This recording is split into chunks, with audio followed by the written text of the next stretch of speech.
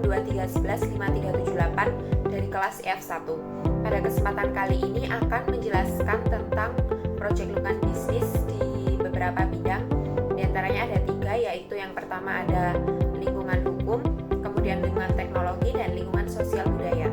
Nah, pada video kali ini saya akan menjelaskan tentang lingkungan bisnis di bidang sosial budaya. Nah, untuk video lainnya ada di channel saya ya. Nah, daftar isinya yaitu ada lingkungan bisnis internal, lalu lingkungan bisnis eksternal, permasalahan pada komunikasi bisnis, dan legalitas usaha. Kita mulai dari lingkungan bisnis internal terlebih dahulu. Yang pertama ada unsur value system perusahaan. Nilai-nilai budaya lokal dapat membentuk bagian dari sistem nilai perusahaan. Misalnya, jika perusahaan beroperasi di negara dengan budaya yang sangat menghargai kerjasama dan kebersamaan, nilai-nilai seperti kolaborasi dan solidaritas mungkin menjadi bagian penting dari nilai perusahaan tersebut. Kemudian ada visi dan misi.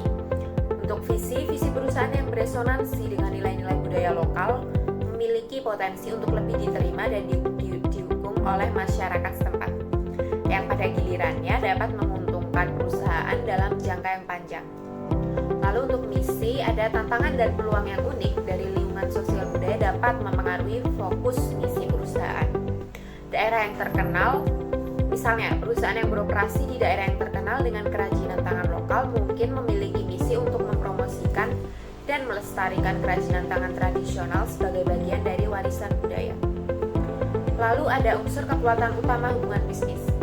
Yang pertama ada keterlibatan komunitas, kemudian ada kemampuan adaptasi, dan yang ketiga ada inovasi kultural. Lalu dilanjut dengan image dan brand perusahaan. Ada yang pertama kesesuaian budaya, lalu komitmen terhadap kebutuhan lokal, lalu inovasi dan adaptasi terhadap budaya, lalu yang terakhir ada keterlibatan dan keterbukaan dengan komunitas lokal. Lalu dilanjutkan dengan budaya perusahaan. Yang pertama ada penghargaan terhadap keanekaragaman. Budaya perusahaan yang menghargai keanekaragaman, budaya dan sosial dapat menciptakan lingkungan kerja yang inklusif dan beragam. Hal ini dapat membantu perusahaan menarik dan mempertahankan bakat dari berbagai latar belakang, serta meningkatkan kreativitas dan inovasi dalam organisasi. Lalu ada komitmen terhadap tanggung jawab sosial. Budaya perusahaan yang mengutamakan tanggung jawab sosial akan mencerminkan komitmen perusahaan untuk berkontribusi pada kesejahteraan masyarakat di sekitarnya. Ini bisa tercermin dalam kegiatan amal, program keberlanjutan, atau kebijakan penghargaan yang menekankan partisipasi dalam kegiatan sosial. Lalu yang ketiga ada keterbukaan dan komunikasi. Budaya perusahaan yang mendorong keterbukaan dan komunikasi yang efektif dapat menciptakan lingkungan di mana karyawan merasa didengar dan dihargai. Hal ini juga bisa membantu masyarakat perusahaan dalam berinteraksi dengan masyarakat setempat secara transparan dan responsif terhadap masukan atau kekhawatiran mereka. Lalu yang terakhir ada kepemimpinan berdasarkan nilai. Budaya perusahaan yang dibangun di sekitar nilai-nilai etis dan moral yang kuat akan memberikan landasan yang solid untuk tindakan dan keputusan manajerial. Ini membantu memastikan bahwa perusahaan beroperasi dengan integritas dan bertanggung jawab terhadap masyarakat di sekitarnya. Lalu ada SDM. Nah, SDM ini unsurnya ada yang pertama, rekrutmen dan seleksi. Lalu ada pelatihan dan pengembangan, kemudian diikuti dengan diversitas dan inklusi. Lalu unsur berikutnya ada physical resource dan technical capabilities. Untuk physical resource sendiri, ini mencakup aset fisik yang dimiliki oleh perusahaan seperti tanah, bangunan, pabrik, peralatan, dan inventaris. Physical resource berkontribusi pada kemampuan perusahaan untuk menghasilkan barang dan layanan, serta mendukung operasi sehari-hari mereka. Dalam konteks lingkungan bisnis, perusahaan harus mengelola dan memanfaatkan physical resources mereka dengan efisien untuk mencapai tujuan strategis dan memenuhi kebutuhan pasar.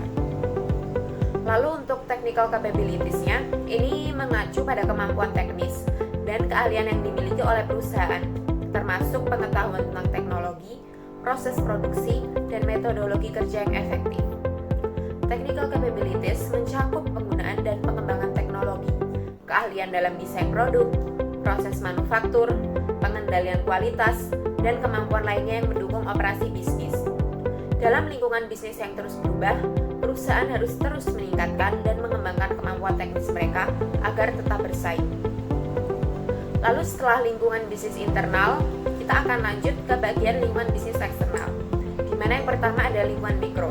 Lingkungan mikro dalam konteks bisnis merujuk pada faktor-faktor yang berada dalam lingkup langsung perusahaan dan memiliki dampak langsung terhadap operasi dan strategi bisnis mereka. Dalam lingkungan bisnis sosial budaya, lingkungan mikro mencakup aspek-aspek yang secara langsung terlibat dengan interaksi perusahaan dengan masyarakat di sekitarnya. Lalu yang kedua ada lingkungan makro. Lingkungan makro dalam konteks bisnis mencakup faktor-faktor eksternal yang berada di luar kendali langsung perusahaan, namun memiliki dampak signifikan terhadap operasi dan strategis bisnis mereka. Dalam lingkup bisnis sosial budaya, lingkungan makro mencakup aspek-aspek yang lebih luas dari masyarakat dan budaya yang memengaruhi konteks bisnis secara keseluruhan. Nah, untuk unsur permasalahan di lingkungan bisnis sosial budaya, ada contoh studi kasusnya. Dengan latar belakang sebuah perusahaan tekstil multinasional yang beroperasi di negara berkembang telah menghadapi masalah serius terkait dengan kondisi kerja di pabrik mereka. Organisasi hak asasi manusia dan media telah melaporkan adanya pelanggaran hak buruh yang melibatkan penggunaan tenaga kerja anak, jam kerja yang tidak manusiawi, dan kondisi kerja yang tidak aman di pabrik mereka. Permasalahannya diantaranya ada pelanggaran hak buruh, ketidakamanan kerja, serta dampak sosial.